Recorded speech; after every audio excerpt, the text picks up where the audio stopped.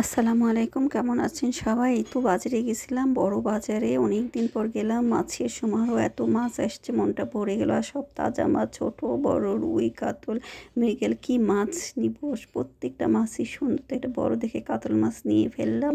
আর আমি এই মাছ ছাড়া অন্য কোনো মাছ খাইও না। এই যে বোয়াল মাছ, আর মাছ, চিংড়ি মাছ, ছোট মাছ, কত সুন্দর মাছগুলো। কিন্তু আমি আসলে ভ্যারাইটি মাছ খাই না, তেমন একটা পছন্দ না। কিন্তু এখন মনে হয় এগুলো তাজা মাছ দেখে খেতে ইচ্ছে করে। যে কোনো সবজি দিয়ে তরকারি রান্না করলে, ভুনা করলে সব কিছুতেই মজা। আর মাংস তো কয়দিন খাওয়া যায়। আসলে আমরা মাছে ভাতে বাঙালি, মাছ দেখলে নিতে ইচ্ছে করে।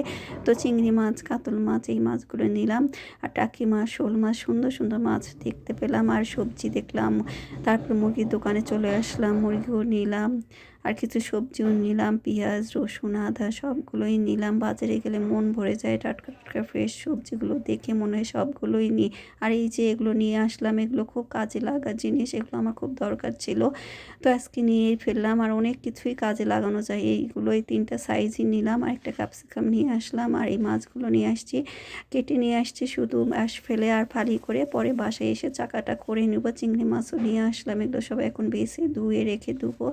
আর এই তো বাজারগুলো, আর বাজারগুলো দেখলে মন ভরে যায়। একটা মুরগিও নেওয়া হয়েছে, আর এই মাংসও নিলাম। আর এই পেঁয়াজ রসুন আদা নিয়ে আসছে, এগুলো এখন সাইজ করে রাখি। আসলে বাজার নিয়ে আসলে ছুটির দিন অনেক ঝামেলা হয়ে বাসায় থাকলে। আর এই তো কিমার সব রেডি করে রাখছি। গাছের পুদিনা পাতা ছিঁড়ে নিলাম, এগুলো দিয়ে এখন কিমাটা মেখে তৈরি করে রাখবো। বাসায় ওরা থাকলে সবসময় এটা ওটা খেতে চাই। এই ধরনের খাবার বানিয়ে রাখলে ভাজি ওরা নিজেরাই ভেজে ভেজে খেতে পারে।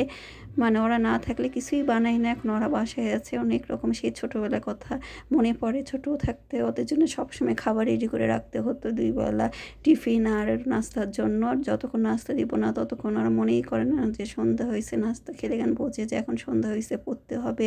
এভাবেই চলে।